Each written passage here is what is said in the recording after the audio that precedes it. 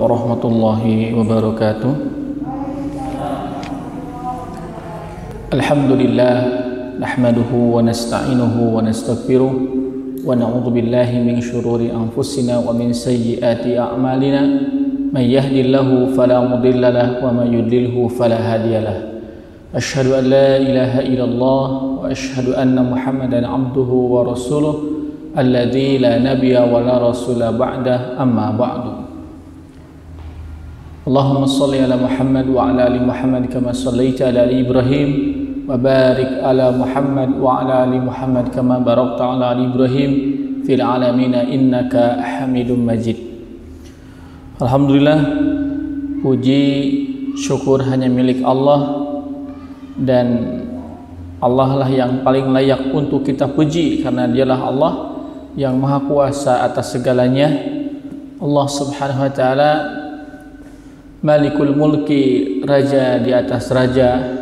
Allah subhanahu wa ta'ala Malikul Haq, raja yang sebenarnya, dan Dialah Allah subhanahu wa ta'ala Ahkamul Hakimin, raja yang paling bijak dan raja yang paling adil.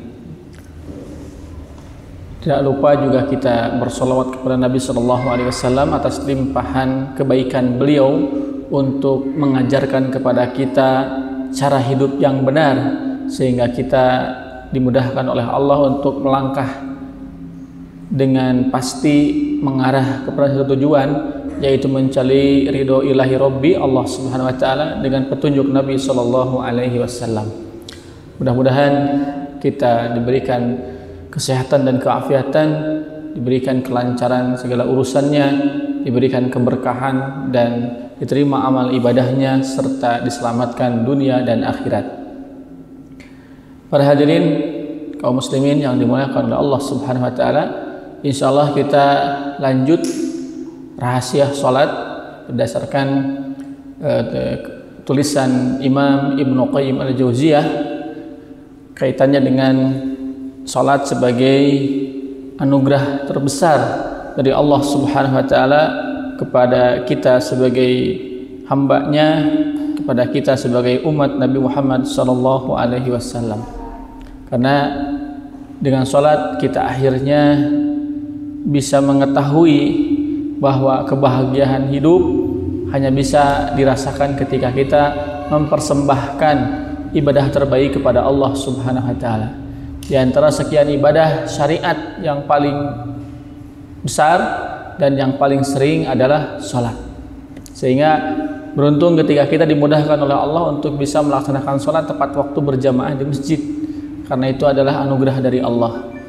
Juga beruntung saat kita digerakkan hati untuk senantiasa meluangkan kesempatan melaksanakan sholat sunatnya, apakah qobliyahnya, ba'diyahnya, atau sholat malam, atau sholat duha, atau sholat yang lainnya, sehingga itu membuat sholat kita tambah sempurna.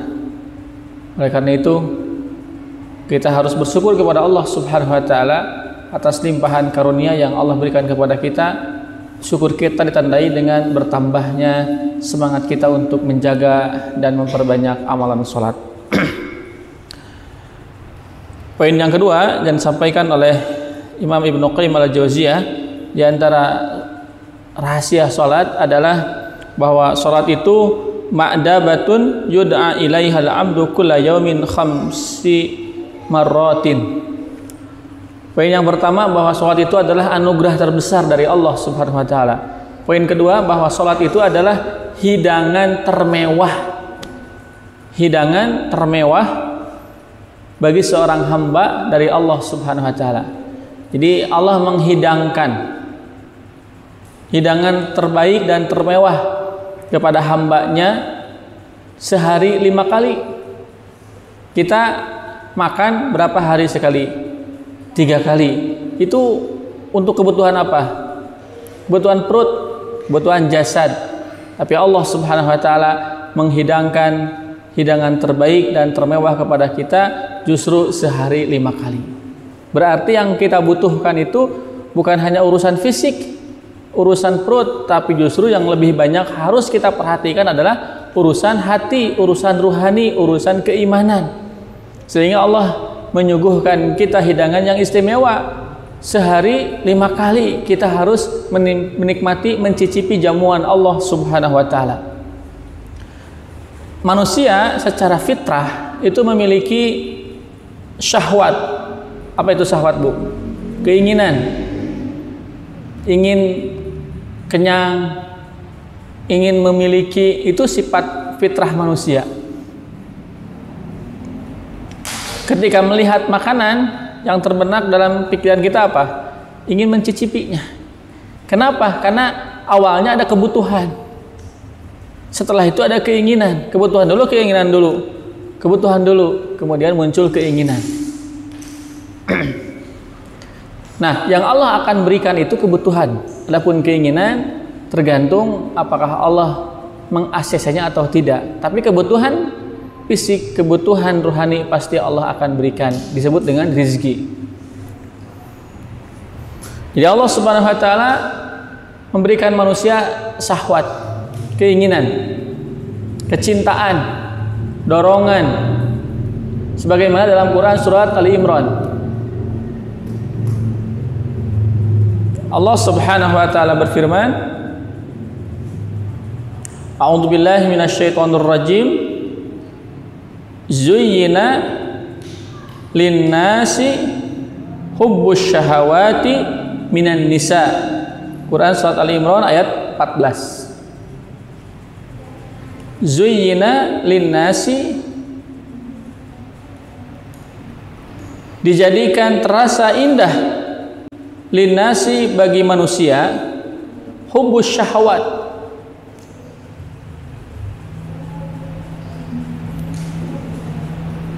kecintaan terhadap sesuatu yang ia inginkan, minan nisa kepada perempuan, wal banin anak-anak, wal qanatiril muqantarah harta benda yang banyak, minaz zahabi wal fiddah berupa emas dan perak, wal khairil musawwamah atau kuda pilihan, wal an'am atau binatang ternak dan binatang ternak, wal hars kuda pilihan, binatang ternak. Itu semua adalah yang dicintai oleh manusia. Jadi yang namanya manusia pasti gitu, suka terhadap lawan jenis, suka terhadap anak, artinya pengen memiliki anak, bahkan ada yang ingin memperbanyak anak, ya. Juga senang ngumpul-ngumpulin harta benda sehingga banyak, baik berupa emas atau perak, dan juga suka mengoleksi kendaraan, binatang-binatang, ya, berupa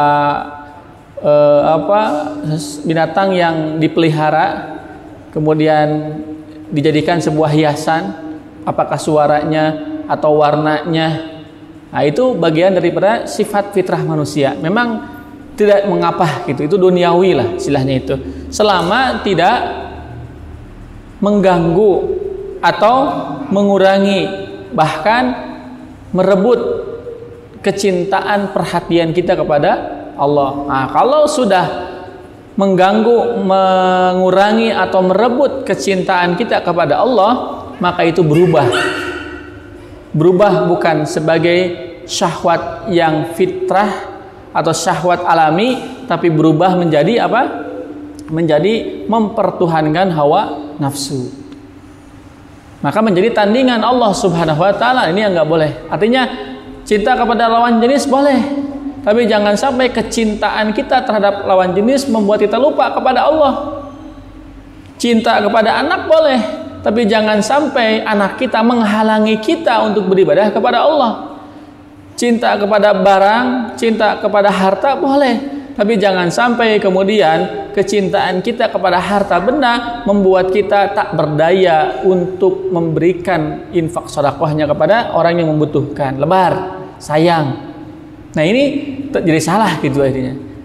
Kita juga silahkan, Rasul membolehkan bagi seorang perempuan untuk memakai cincin atau gelang dari emas sebagai bentuk perhiasan, walaupun bagi laki-laki nggak boleh. Yang laki-laki perak boleh, tapi emas tidak boleh. Ini sebuah keindahan, tapi juga dengan tujuan sebagai keindahan, bukan untuk mempercantik diri supaya orang lain memuji kita, bukan supaya orang lain kemudian menyanjung-nyanjung kita sehingga kita merasa bangga karena mampu memilikinya, bukan itu. Nah, kalau sudah seperti itu tadi, ada keinginan-keinginan yang lain selain yang memang Allah Subhanahu wa taala tetapkan untuk kita, bahwa itu semua hanya sebatas ingin, ini enggak jadi masalah. Tapi kalau tadi mengurangi atau bahkan merebut atau bahkan mengganggu hubungan baik kita dengan Allah Subhanahu wa taala, maka ini berubah statusnya menjadi saingan Allah Subhanahu wa taala. Padahal kita sudah berkomitmen untuk la ilaha illallah, hanya akan beribadah kepada Allah, hanya akan menjadikan Allah satu-satunya yang kita ibadahi. Maka setiap apapun yang menghalangi ibadah kita kepada Allah Subhanahu wa taala harus kita tolak, harus kita hindari, dan harus kita jauhi. Nah, jadi syahwat ini adalah sesuatu yang fitrah, sesuatu yang memang bawaan sejak kita lahir. Kalau lapar pengennya makan, kalau haus pengennya minum, itu kan alami, Bu. Cing, lamun nyampak tuangan hayongna naon, Bu? Di dia misalkan sayogi tuangan hayongna naon? Nyadar we kan, tuang. Kabitaan gitu jalmi mah. Wajar. Tapi kalau kabitaan sampaikan ke nyanak hak nu batur, itu yang boleh, yang enggak boleh gitu. Artinya kalau manusia tertarik dengan makanan, tertarik dengan minuman, ingin meminum, ingin memakan, silahkan saja.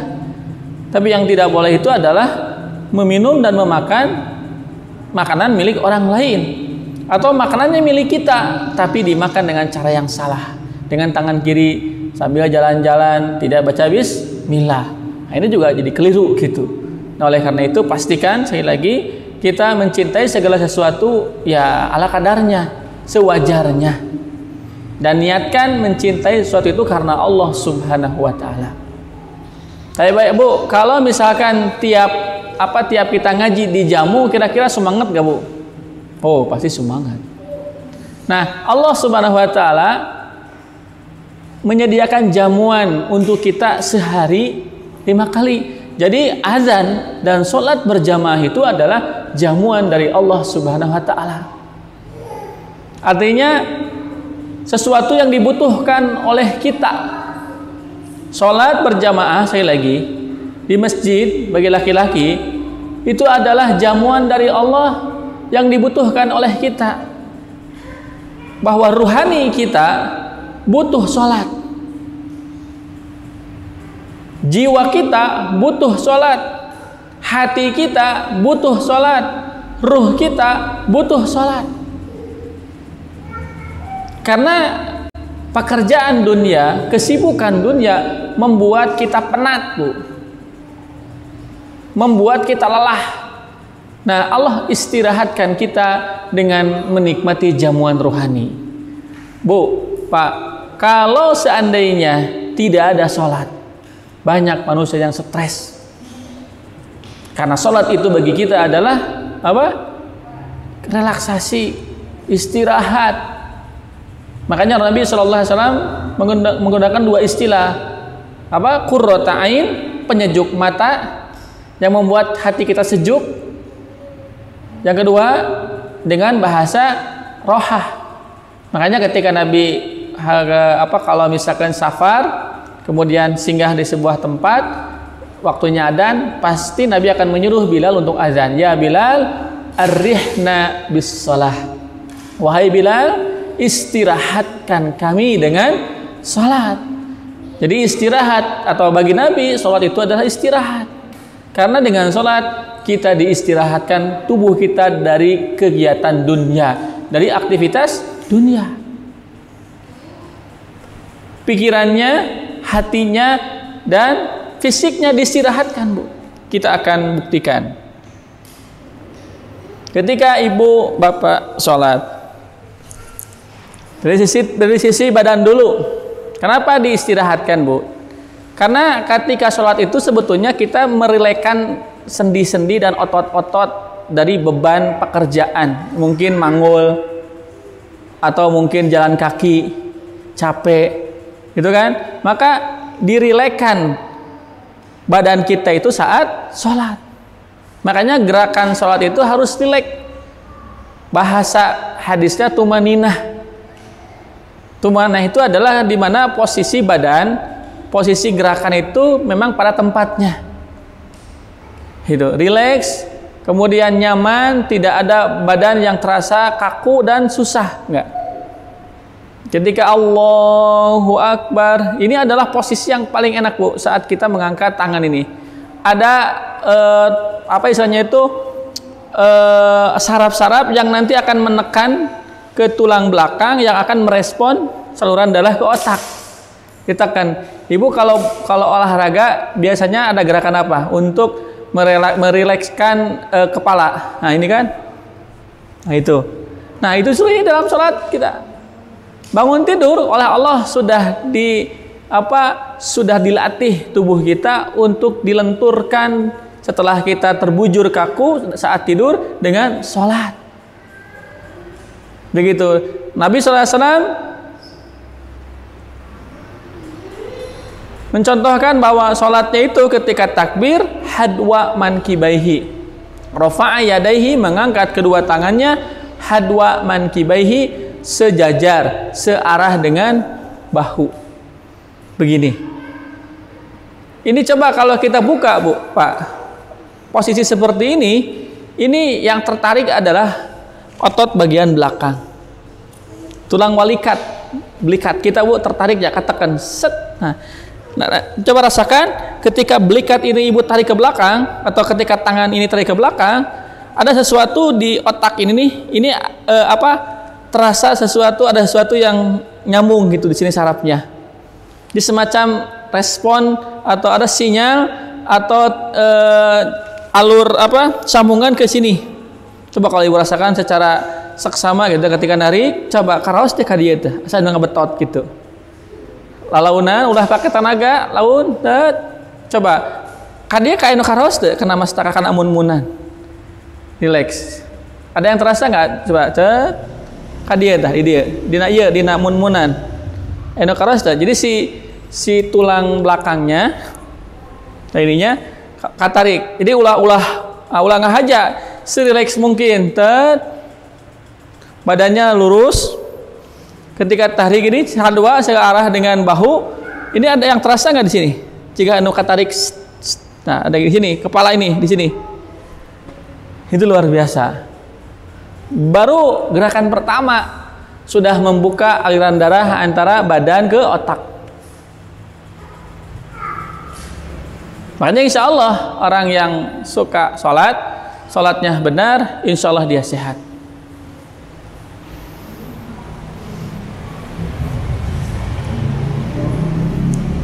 Dari sisi gerakan, Rasul mencontohkan tumaninah. Bahkan para ulama memasukkan tumaninah itu syarat sholat. Ada lagi, tumaninah itu syarat sholat. Dalilnya ketika ada seorang sahabat yang sholatnya seperti burung yang sedang mematuk makanan. Maka oleh Nabi disuruh untuk diulangi lagi sampai 3 kali. Irji falam tusalli. Setelah selesai salam, kemudian dia kata Rasul, ulangi lagi. Ente belum sholat. Sholat lagi. Sholatnya seperti itu. Kemudian Nabi mengatakan, irji falam tusalli. Sampai 3 kali. Setelah selesai, maka dia bertanya Rasul, kenapa saya dari tadi disalahkan terus? Kalau sholat saya salah, ajarkan kepada saya sholat yang benar. Maka Rasulullah kemudian mengajarkan kalau kita sholat seperti ini, tangannya seperti ini, kalau berdiri tegaknya begini, kalau ruku farka'u raki'an hatta sampai ruku benar-benar ruku, kemudian kalau kita i'tidal hatta ta'tadilu qa'iman, betul-betul berdirinya itu tegak. Kalau kita sujudnya harus benar tumaninah. Maka ini menjadi dalil kata para ulama bahwa tumaninah itu bagian daripada syarat salat. Sebab kalau orang salat tidak tumaninah, maka salatnya batal. Begitu. Ini dari gerakan harus tumaninah. Jadi posisi di mana badan kita rileks, posisi ke semula. Ini kakinya jangan lupa begini. Jangan gini, Bu. Lurus. Jadi, idza qumta ila sholati fastaqbilil qiblata. Hadapkan wajah kita dari atas sampai ke bawah ke kiblat. Ini lurus. Kalau posisi seperti ini nggak akan tertarik saraf-saraf ininya ke ini. Tapi kalau seperti ini posisi seperti ini aja ini nyaman. Enak, rileks badan itu. Lurus sekali lagi, jangan begini. Nah, ini sekali lagi ketika posisi seperti ini aja, itu sirkulasi darah kerasa naik. Jangan ada beban, jadi jangan pinggangnya terasa sakit. Ini ada yang salah berarti. Ini terlalu menekan sebelahan nih. Jadi harus rileks, nyaman. Kita rasakan. Kemudian saat ngangkat juga dirasakan. Tapi jangan dirasa-rasain ya. Rasakan. Jadi jangan kemudian terlalu keras. Jangan. Atau misalkan begini. Nah, hanya tangannya saja. Ini nggak ada apa-apanya ini. Tapi kalau dibuka hadwa ya, seolah-olah antara dada dengan tangan itu sejajar. Ini nanti ada otot-otot yang di sini akan ketarik. Kemudian ke belakang ke sini. Nah, dia. Ini pertemuan antara otot belakang dengan kepala. Jadi direspon otot belakangnya sampai akhirnya akan nyambung ke otak. Baru dari gerakan. Diistirahatkan kan? Ibu lamun carape, carangkel biasa suku kumahaan. Disebut dengan apa? Nguliat. Ya, nguliat itu kan sebagai bentuk itu untuk meregangkan otot karena lelahnya kita kerja.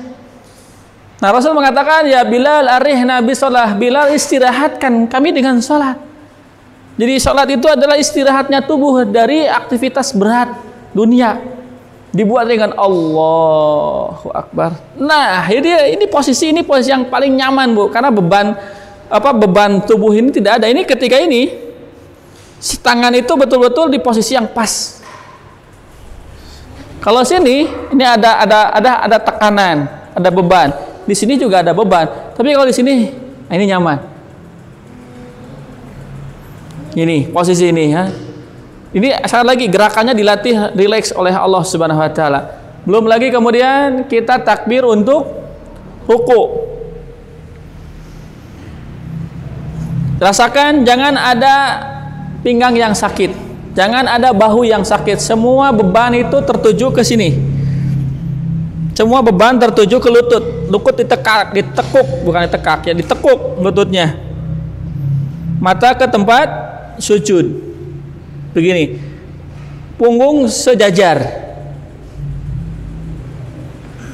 tegak lagi kan? Nah, ini namanya i'tidal. Klik, diam dulu bentar, jangan langsung begini. Nah, ini kalau seperti ini nggak tumaninah nih, ya belum full, tekan semuanya. Ini juga kalau seperti ini belum tumaninah nih, masih ada kelihatan, Bu? Kelihatan ya. Nah, jadi jangan, tapi harus begini. Nah, gitu. Ini masih enak.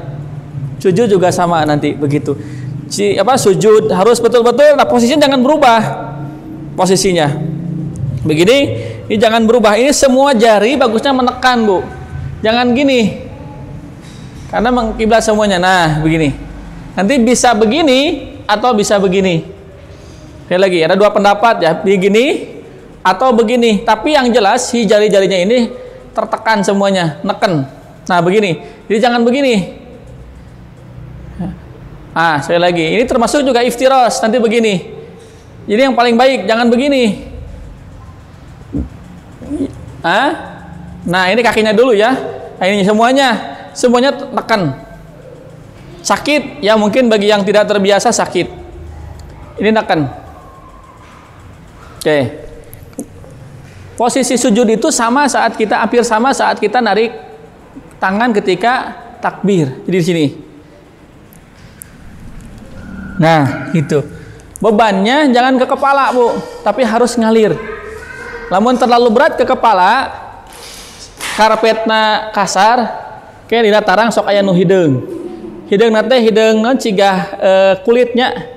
Itu karena tekanannya terlalu ke depan. Itu malah kurang bagus. Jadi harus betul-betul senormal mungkin gitu. Si badan itu satu kan yang harus nempel itu 1, 2, 3, 4, 5. Nah, 1, 2, 3, 4, 5, 6, 7 gitu kan. Nempel 1 dihitungnya 2, 3, 4, 5, 6, 7. Itu harus nempel semuanya. Jidat dan ini hidung satu paket itu. Tidak sah, bahkan sebagian yang mengatakan tidak sah kalau ininya tidak nempel. Gitu. Kalau ininya tidak nempel, maka bebannya akan ke kepala. Tapi kalau ininya nempel, bukan ke kepala, tapi di sini nantinya tempel jidat itu. Jadi nanti yang guluyur, semuanya. Jadi, nah kalau terlalu ke depan, biasanya kalau orang darahnya rendah, dia akan bangun ada liurnya, pusing. Gitu? Ini yang darahnya rendah kan, suka jadi pusing, ngateng. Nah, karena terlalu ke depan. Tapi kalau sewajarnya nempelnya. Nah, jadi bukan begini. Tapi begini. Nah, begini. Ini kakinya tetap di sini. Kakinya tetap dihadapkan ke kiblat, tidak berubah. Nah, itu. Jadi kakinya tetap ini insya Allah bagus. Nanti iftiras juga sama. Nah, iftiras atau ik'a yang dibolehkan. Kakinya dulu perhatikan. Kemudian ini tawaruk. Tawaruk juga sama. Nah, gitu. Ini yang paling bagus. Walaupun ini boleh. Ini boleh, maaf. Ini juga boleh bagi yang sakit. Tapi yang paling afdol itu yang ini. Semua. Kakinya dulu. Jadi bedanya kalau iftiras itu di sini. Ini akan semuanya. Ini tawaruk namanya. Ini tahiyat akhir. Ini tahiyat awal. Kemudian posisi badannya. Jangan condong ke depan, jangan condong ke belakang. Relax aja.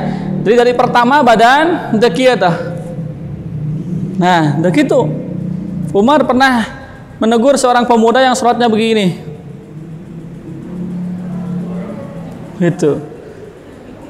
Pernah ditegur. Gak seperti itu juga kata Umar. Yang penting ya atinat ya.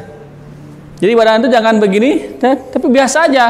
Klik, celek, gitu. Relax semua. Jangan begini juga. Ini nanti yang ketarik ini. Dirasakan ya, gitu. Tapi harus betul-betul badan itu nggak ada beban, enak kayak gitu. Bapak badan kita enak, tangan kita juga enak, nyaman. Saat tarik juga harus terasa nyaman. Saat ruku juga terasa nyaman. Semuanya otot neken ke lutut. Saat i'tidal harus terasakan lurusnya di sini sampai belakang. Klik. Nah, jangan begini.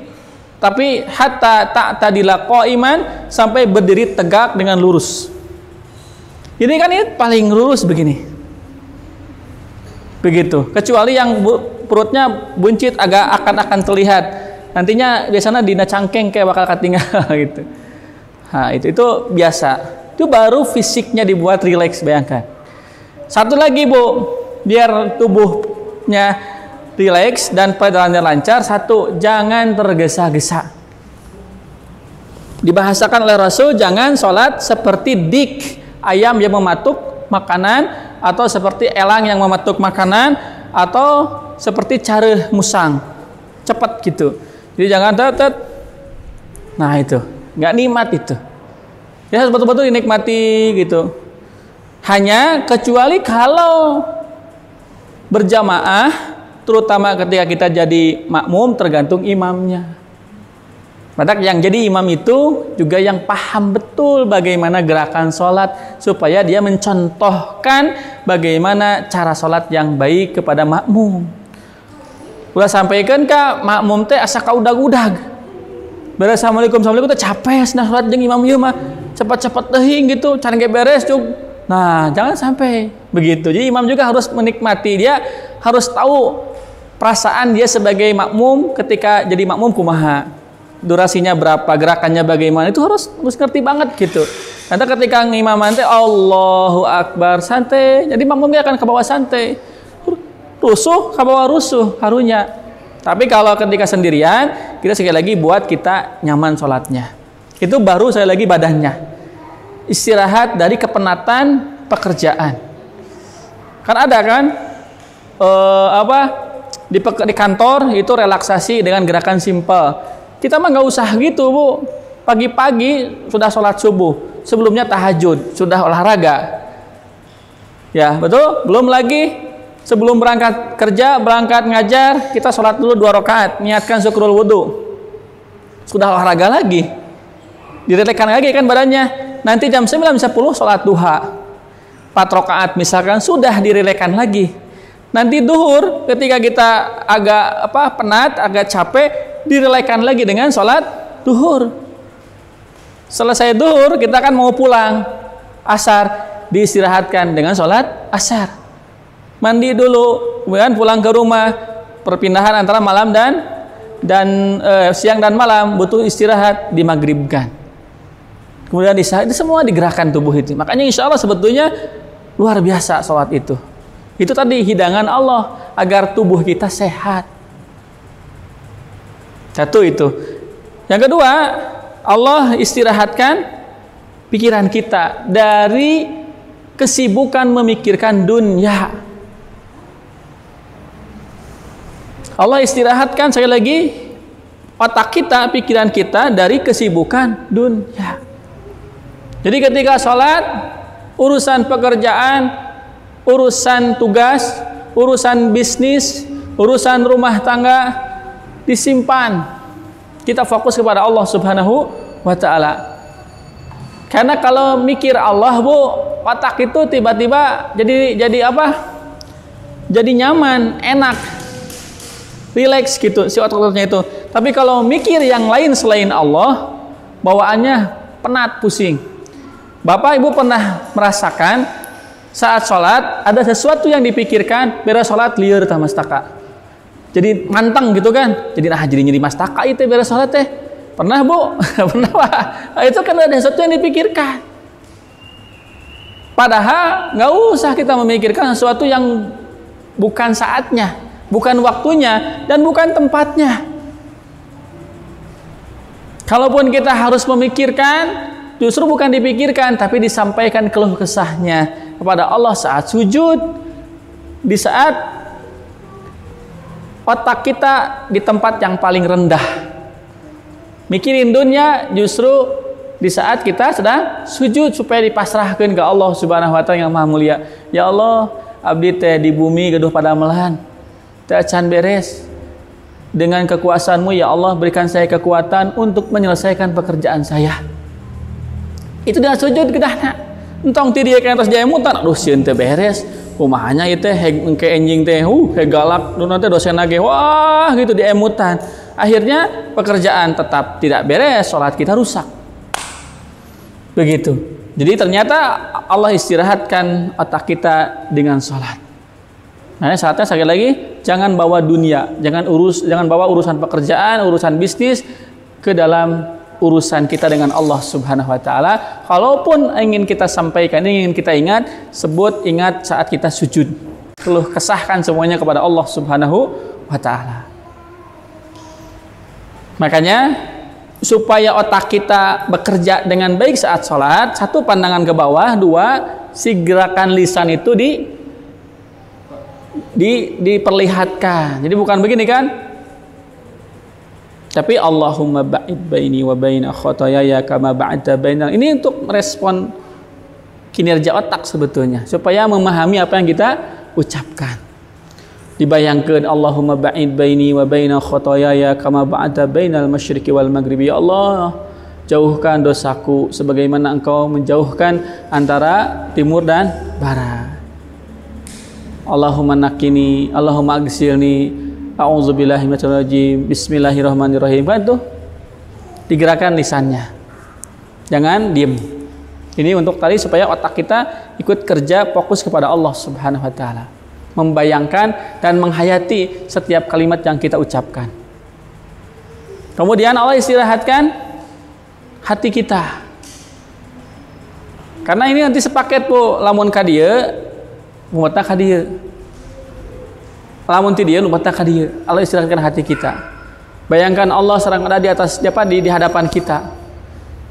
Asa tetega jeung teu wantun lamun urang aya di payunan Allah tapi teu fokus ka Allah. Teu wantun culang cileung, teu wantun ngemot nu lain-lain, teu wantun gerakan-gerakan nu asal sebab kita sedang berada di hadapan Allah Subhanahu wa taala. Allah melihat salat kita, Allah melihat gerakan kita, tunggul gitu. Semuanya diistirahatkan. Sekali lagi, pikiran, hati, dan tubuh kita kalau dipakai untuk Allah tenang. Kemarin dalilnya Quran surat Ar-Ra'd ayat 28. A'udzubillahi minasyaitonir rajim. Ala bi dzikrillahi tatmainnul qulub. Sebelumnya walladzina amanu tatmainnu qulubuhum bil iman. Orang beriman hatinya tenang dengan menyebut Allah Subhanahu wa taala. Ala, ingat, bizikrillah, hanya dengan menyebut nama Allah. Sekali lagi, ingat, hanya dengan menyebut nama Allah. Makanya didahulukan dulu bizikrillahnya, menunjukkan hasar, pembatasan bahwa hanya dengan menyebut nama Allah tatmainnul qulub, hati akan tenang. Berarti kalau kita mengingat, menyebut selain Allah, hati kita tenang tidak? Jadi kenapa banyak orang yang sholat tidak merasakan ketenangan, kenyamanan? Karena yang diingatnya bukan Allah. Makanya indikator sederhana Bu, sholat kita khusyuk adalah ketenangan yang dirasakan setelah sholat. Jadi begitu, Assalamualaikum warahmatullahi, Assalamualaikum warahmatullahi, tenang, nyantai, kalem, tidak ada perasaan dendam, tidak ada perasaan benci, tidak ada perasaan goreng hati, itu ya. Malih yang ada adalah sebuah senyuman dan sapaan serta sopan dan salam kepada saudara kita. Kang dipayun, mangga lajeng. Assalamualaikum, waalaikumsalam. Itu perubahannya dirasakan sekali Bu oleh diri kita. Badan enak, seger, pikiran plong, hati ngemplong, badan juga enak. Ini gambaran sholat kita khusyuk. Tapi kalau tidak, karena yang diingat bukan Allah tadi, jadi nyeri mastaka belah dia tuh. Aduh, namanya itu. Kalau dia asa itu kurangnya beres sholatnya setambah liur. ini ada yang salah, masya Allah gitu. Itu luar biasa. Jadi Allah menjamu kita Bu dengan hidangan makanan yang kaya akan gizi, bernutrisi bagi siapapun yang rindu kepada Allah Subhanahu wa taala. Siapapun yang cinta kepada Allah, siapapun yang ingin mendapatkan jamuan terbaik dari Allah, maka memang harus diluangkan. Bagusnya itu bukan kageingkeun ku azan. Terang kageingkeun ku azan Bu. Alah, tos duhur deui geuningan. Nah, eta kageingkeun ku azan. Dalam muntah azan mah jongjon we. Yang bagusnya itu justru kita mempersiapkan. Tinggal jam. Alah, deui bade azan duhur, engal-engal ka jam itu yang paling bagus. Jadi betul-betul kita butuh kepada Allah Subhanahu wa taala. Makanya dalam Al-Baqarah ayat berapa? 45 ya? Wasta'inu bis-sabri was-shalah. Minta tolonglah kepada Allah dengan cara sabar dan sholat. Bu, dalam Fatihah permintaan kita apa? Komitmen kita apa? Iyyaka na'budu wa iyyaka nasta'in. Hanya kepada Allah kami akan beribadah dan hanya kepada Allah kami akan meminta pertolongan. Bagaimana cara kita meminta pertolongan kepada Allah Subhanahu wa taala? Sabar. Sabar untuk terus berharap kepada Allah bahwa musibah yang menimpa kita dari Allah dan yang mampu menyelesaikan masalah kita Allah Subhanahu wa taala. Bagaimana memperkuat sabar kita? Salat. Perbanyak salat. Itulah keseimbangan, Bu. Kalau bumi ini tanpa gunung maka akan goncang, karena bumi ini adalah gunung ini adalah pasak. Hidup ini kalau tidak dengan sholat akan goncang, Bu. Maka sholat adalah pasaknya. Jadi sholat itu pasak, Bu, dalam kehidupan. Lelahnya kita dalam bekerja, penatnya kita dalam menjalani kehidupan, maka hanya bisa diseimbangkan dengan sholat. Makanya sekali lagi, sholat itu harus diluangkan waktunya. Dan itu adalah bagian daripada komitmen kita untuk mengaplikasikan iyyaka na'budu wa iyyaka nasta'in. Makanya Nabi SAW dalam riwayat Imam Bukhari, kalau bersama keluarganya kemudian menjelang sholat ditinggalkan. Kata Siti Aisyah, Rasul kalau ketika kumpul dengan keluarga kemudian azan, Rasul seperti tidak kenal dengan kita. Rasul mah tarami warang, Bu, nganyontoan. Saya lagi, Rasul itu jarang nyuruh, Bu, tapi nyontoan. Namun orang nyuruh we terus tapi itu nyontoan, makanya itu narap-narap. Rasul mah tarami warang, jarang lah, tapi nyontoan. Sehingga ketika ngongadan ngaleos we, orang lain kan yang ngumpul dengan Rasul, merending ngali Rasul ngaleos salat, banyak tuh salat. Tapi lamun soat buru-buru. Ari anjeunna dirinya keneh cing. Kumaha? Meureun batur teh ningali manehna ge dirinya keneh cicing we sami gitu. Tapi lamun ngaleos we, kan isin nyalira urang oge. Nya kamu lamun urang sebagai tuan rumah ada tamu misalkan. Ngong adan urang teh ngaleos we. Tah anjeunna ge moal betah tuh, Bu, da teh aya tuan rumahna. Nya, nah itu. Tidak misalkan usah, Kang, kawan jadi heula we teu kedah. Urang abdi widi bade netepan heula. Orang teh kajam pasti bakal ngikut, Bu. Da urang pribumi nah. Sebab memang kita tidak dibudayakan. Akhirnya mah tamu juga ikut sholatnya diakhirkan karena kita seolah-olah tidak merespon azan. Walaupun ya tergantung kebutuhan nanti. Kalau memang ini tamunya tamu penting, ada hal yang harus disampaikan dan tidak ada waktu lagi, ya silahkan. Cuman ini kan terjadi kebiasaan gitu. Tuh nggak saat sholat, nanti sholat kasihangan teh rasanya tamu, mana nggak ada tamu. Nanti oke kan, nah gitu.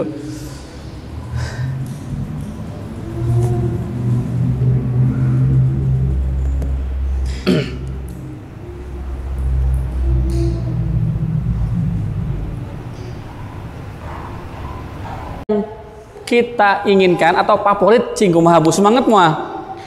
Oh di dago-dago. Kamu lamun sampai mehna urang apa? Tos nyampak tuangan, anu urang resep cing kumaha. Eta bakal fokus moal Bu merhatoskeun naon teh materi.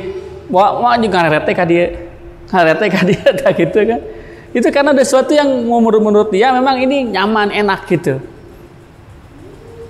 Nah, makanya gambaran Rasul, para sahabat, para ulama ibarat begitu. Jadi mereka menantikan sholat hidup itu.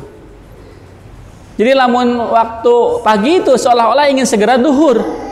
Waktu duhur ingin segera asar. Beres duhur ingin segera asar. Setelah asar ingin segera maghrib. Setelah maghrib ingin segera isya. Karena yang mereka rindukan adalah sholat kebersamaan dengan Allah Subhanahu wa Ta'ala. Seolah-olah ia ingin mencicipi hidangan Allah Subhanahu wa Ta'ala, berbagai variasi, berbagai macam hidangan yang Allah sediakan, yang kita butuhkan, yang dibutuhkan oleh jasad kita, yang dibutuhkan oleh pikiran kita, otak kita, dan yang dibutuhkan oleh iman kita, Allah sediakan dengan sholat. Makanya saya sampai hari ini masih juga pengen terus mengkaji kenapa seruannya hayya 'alas shalah, hayya 'alal falah. Di mana sih sisi kesuksesan, keberuntungan orang yang sholat? Ternyata diantaranya adalah karena orang yang sholat dia sedang menikmati jamuan Allah yang besar, jamuan Allah yang nikmat, jamuan Allah terbaik. Saat dia menikmatinya termasuk orang yang beruntung. Cuman sekali lagi Bu, ini hanya bisa dipahami oleh orang yang memiliki iman. Walaupun tidak punya mata, walaupun tidak punya pendengaran, tapi kalau punya iman, dia akan merespon setiap kewajibannya kepada Allah Subhanahu wa taala, setiap seruan Allah Subhanahu wa taala. Tapi kalau tidak memiliki iman, walaupun matanya bisa melihat, lihat orang pergi ke masjid, lihat waktu sudah menunjukkan zuhur. Orang kalau tidak punya iman, walaupun punya telinga terdengar suara azan, bahkan dekat masjid, maka tidak akan bisa ke masjid. Atau mungkin tidak mau ke masjid karena imannya tidak ada. Makanya perintah sholat dalam Al-Quran diawali dengan ya ayyuhalladzina amanu, amanu gitu dulu kan, iman, kemudian aqimus sholah, iman wa yuqimus sholah, begitu. Karena dasar seseorang untuk bisa sesuatu itu adalah iman. Nah, sekali lagi bahwa jamuan Allah yang enak, yang lezat, yang nikmat, yang terbaik ini hanya bisa dirasakan oleh orang-orang yang memiliki keimanan. Ibnu Musayyab, muridnya sahabat, namanya tabi'in. Itu beliau, kata murid-muridnya, kata guru-gurunya yang mereka lihat langsung selama 40 tahun tidak pernah ketinggalan takbiratul ihram. Selama 40 tahun nggak pernah ketinggalan takbiratul ihram. Berarti apa? Beliau senantiasa sholat berjamaah tepat waktu dan berada di masjid sebelum imam mengangkat tangan. Kita jangankan 40 tahun, baru umur 30 tahun sudah berapa kali nggak ke masjid. Ini menunjukkan ada keimanan yang berbeda antara mereka para ulama dengan kita. Oleh karena itu, standar keimanan seseorang itu memang diantaranya adalah dengan melihat respon terhadap sholatnya seperti apa. Ini menjadi standar kepribadian seseorang. Jadi untuk menilai seseorang, saya hari ini nggak dibuat bingung Bu. Masalah apapun yang dihadapi baik di sekolah atau di masyarakat, kita lihat bagaimana hubungannya dengan Allah Subhanahu wa taala.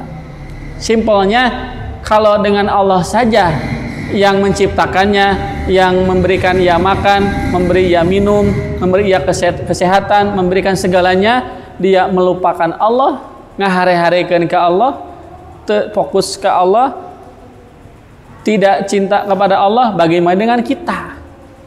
Orang tuanya juga bukan, ngasih perhatiannya juga, ya wajar kalau kita tidak dihargai, tidak dihormati. Allah wae nu nyiptakeun manehna dihare-harekeun komo lamun urang. Maka bagaimana solusinya? Maka ada istilah kalau bahasa-bahasa mazhab Syafi'i, titah salat tobat. Maksudnya sok rubah tah kebiasaan teh canak wudu jigra salat, disebut teh salat tobat. Padahal istilah itu hanya dari ulama. Rasul tidak mengatakan itu. Hanya kalau ada Anda merasakan sebuah kesalahan, dosa, sok wudu, terus sholat, minta doa agar dosa Anda diampuni. Disebut oleh kita dengan sholat taubat. Ibu ayah maksad, ayah kaperyogian, ada kebutuhan tentang urusan apapun, Rasul jigra sholat, jigra wudu, terus sholat. Dibahasakan ke para ulama sholat hajat. Itu bahasa kita. Tapi Rasul hanya mengatakan jig wudu terus sholat. Sok sampai ke naon nu dibutuhkan. Jig wudu terus sholat. Namun dosa jigra tobat ke Allah. Itu solusi awalnya itu. Insya Allah itu akan ada perubahan. Makanya ya, kata Imam Ibnu Qayyim al-Jauziyah,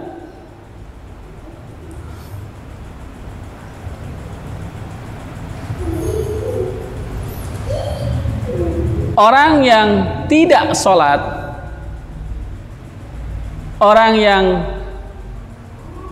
jarang sholat, atau orang yang sholatnya asal, dia ibarat orang yang kering hatinya, orang yang lapar akhiratnya. Maka kemudian Allah menyediakan makanan yang dibutuhkan oleh itu, apa? Sholat.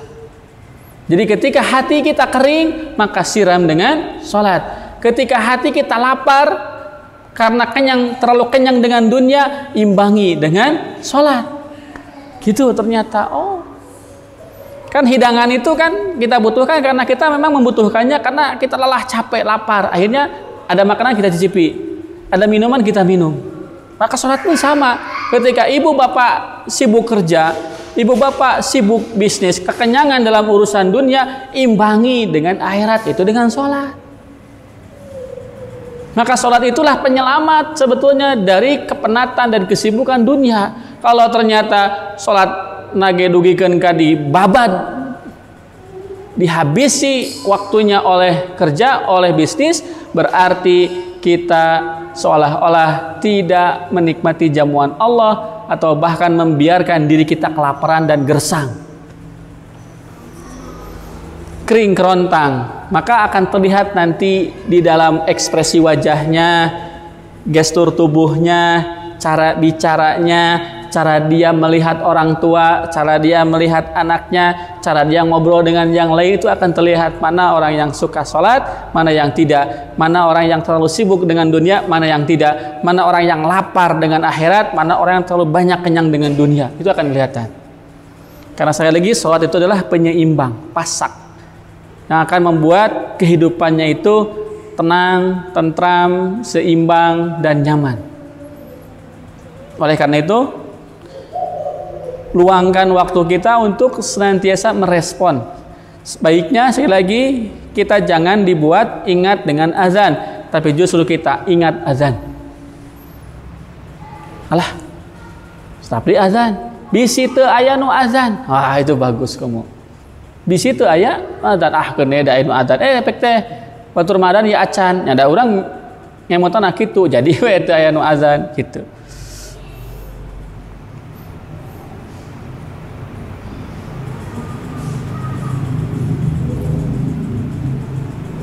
Wala makanat judubu mutabi'atan alal qulub.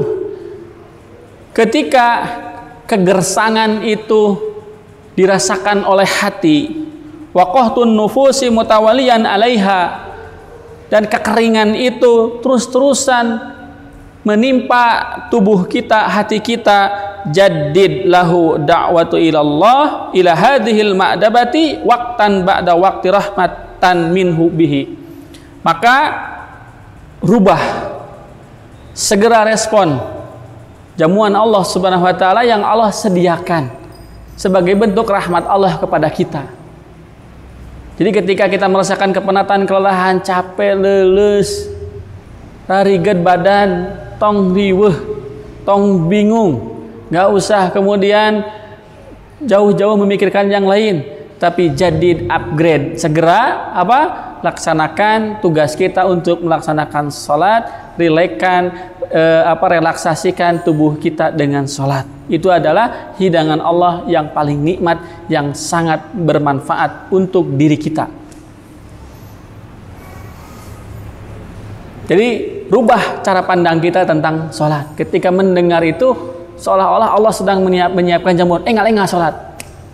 Kita tinggalkan semuanya, pekerjaan tinggalkan, bisnis tinggalkan, keluarga tinggalkan, warung tutup heula. Sok engal-engal salat. Allah sedang menyiapkan jamuan termewah yang kita butuhkan. Insya Allah, kalau kita menjadi teladan bagi anak kita bagi keluarga, inilah yang akan membuat rumah tangga kita sakinah, mawaddah, warahmah. Itu poin yang keberapa? Yang kedua. Yang ketiga, kata Imam Ibnu Qayyim, di antara rahasia salat adalah al-ghaflatu hiya qahtul qulubi wa zikrullah ghasiyuha. Lalai itu adalah yang membuat hati kita gersang, sedangkan zikir kepada Allah adalah siramannya. Jadi kalau kita lupa sholat, tidak mengutamakan sholat, tidak mendahulukan sholat, tidak meluangkan waktu untuk sholat, maka berarti kita sedang membuat diri kita, hati kita gersang. Kenapa? Karena kita lalai untuk mengingat Allah Subhanahu wa Ta'ala. Disibukkan oleh pekerjaan, disibukkan oleh bisnis, disibukkan oleh aktivitas dunia kita. Maka buatlah kita ingat kepada Allah, dan zikir itu, ingat kepada Allah itu sebagai siram atau sebagai sesuatu yang mampu menyiram hati dan tubuh kita. Dan zikir terbaik itu adalah salat. Quran surat Al-Ankabut ayat berapa kemarin? Ayat 45.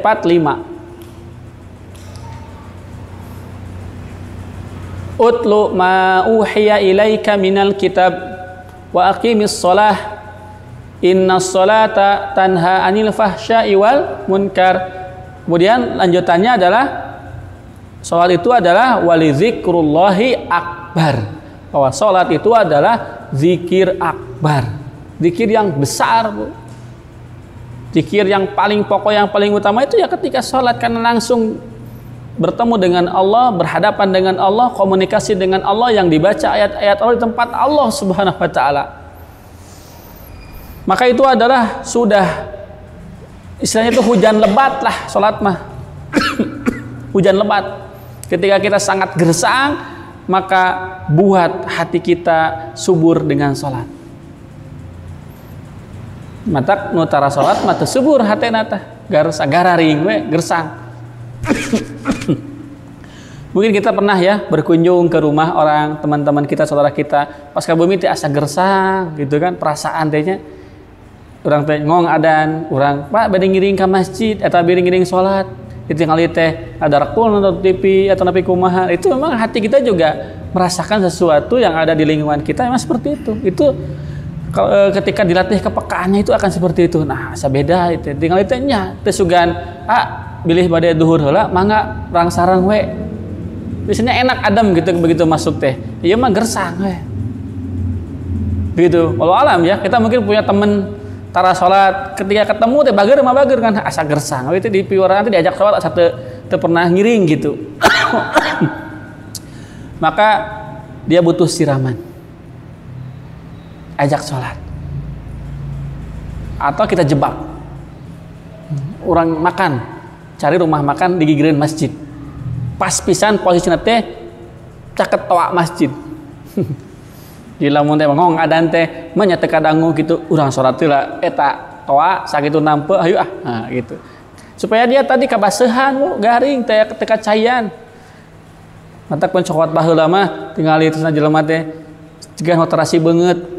Maksudna mah tara wudu da beureun garing gitu poek gitu.